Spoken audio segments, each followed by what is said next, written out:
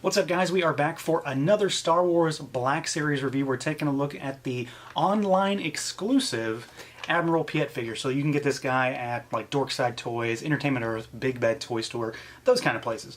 We have got him here in our standard Black Series packaging. You can see him there on the front in the window. We've got some artwork down on the bottom. He does not have a number because he's exclusive. The back has that same artwork.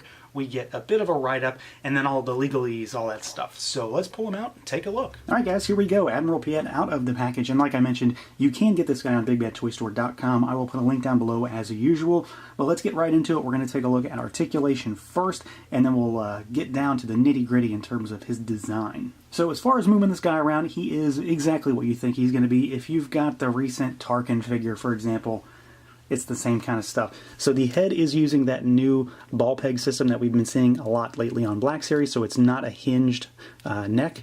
You can swivel his head around. He's got a little up and down, and then he does have some side-to-side action. Arms go out, they swivel. We don't have a bicep cut. We do have a swiveling elbow, and then we've got a single-jointed elbow, and then we've got hinged and rotating wrists. You do, of course, have a waist twist. He's got a little kick back and forth. Legs go out. Yay far, they kick forward. He does have a rubbery tunic piece here, so it does get in the way. It does hinder motion movement. And then you can swivel at the thigh cut here. We've got double jointed knees, as is usual, but they don't go back all that far. And then, of course, there is no boot cut, which is pretty standard for Black Series, at least in these figures. And then we've got a hinge and a rocker action down at the ankle. So, yeah, he is, you know, kind of standard boilerplate when it comes to Black Series. Nothing too crazy. He's not a dynamic character in any capacity, so at the end of the day, it's not a big deal either. I mean, what are you going to do? You're not going to have him do much more than kind of stand around and maybe bark orders at some stormtroopers or other Imperials.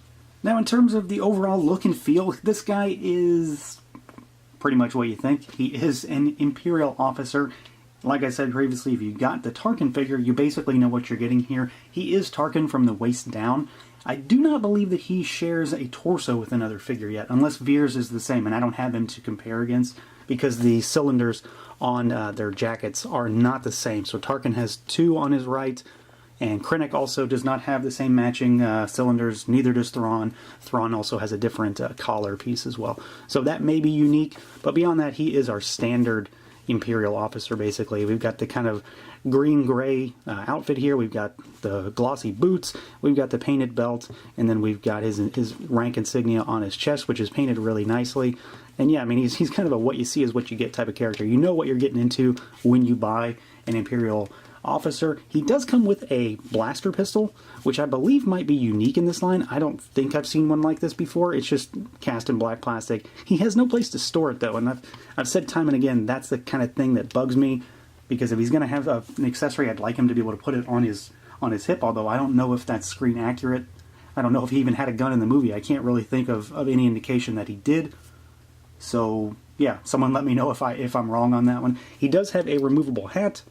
It's got the little silver embellishments on it. You can put it on his head, you can take it off. That's pretty much what it is. It's a hat. Of course, the big thing for these figures lately has been the faces, the head sculpt, so we're going to get in close and take a look at how the photoreal has done him justice here.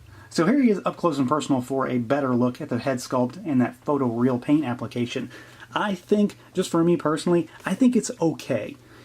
It's not great. I'm definitely not sold on the fact that this is absolutely Admiral Piett. I sort of see it, you know, you kind of turn him a bit, he looks a little more like him in certain angles, but at the same time, when I'm looking at him dead on, I really don't see it. You know, maybe it's just me, but I think there is something slightly askew about his face, and not necessarily just from a paint application standpoint. I just think it looks kind of weird, and he looks really gaunt, too. He looks kind of sickly almost.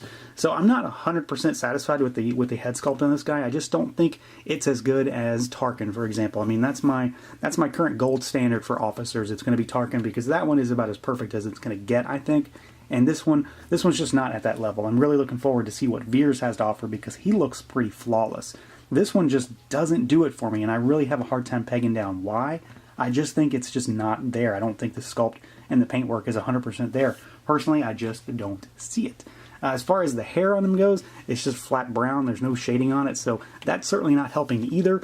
But at the end of the day, I'm probably just going to be displaying him with the hat on anyway, so that doesn't matter too much as it is. And for the sake of comparison, here are the officers that I have on hand as far as Imperial officers goes. I'm not going to throw Hux in here or anything like that. We've got Krennic and Thrawn, and we've got Tarkin and Piett here. And I really do think that Piett is definitely better than Krennic. I don't think he's better than Tarkin by any means. I think, though, if Krennic had photoreal tech on his face, he would be better because the sculpt is absolutely there. Thrawn kind of stands apart because, you know, he's not necessarily human, and he works really well on his own, being a blue Chiss alien. But, you know, he looks very similar in terms of body sculpt. Tarkin is definitely the same from the waist down, but there is no consistency among their torsos because of how those cylinders are sculpted on. We've got, you know, Krennic has 1 and 1, he has 1 and 2, he's got 2 and 2, and he's got 2 and 2. So they're all different. Again, I don't know if Veer's is similar or not. I'm not really sure. I don't have any recollection of that, nor do I have the figure. So there you go. You got a quick comparison between what these guys look like all standing next to each other. So yeah, I think he's okay at best. There's nothing too crazy here. He isn't bad in any way, don't get me wrong. I just think the face is slightly off, and I'm having a hard time picking up on that likeness at times, which definitely hinders my enjoyment of the figure. That said, he's an Imperial officer. I like the fact that we're getting them, but they're by nature kind of boring figures. He's just a dude in a military uniform that's going to stand on my shelf, and that's about it. So I kind of knew what I was getting when I was going into this one. I am, however, slightly disappointed by the face, just because I'm personally having issues seeing that likeness at times. So that's going to do it for this look at the Star Wars Black Series Admiral Piett figure from Hasbro. Let me know what you guys think. Feel free to like, comment, subscribe, and share, and until next time.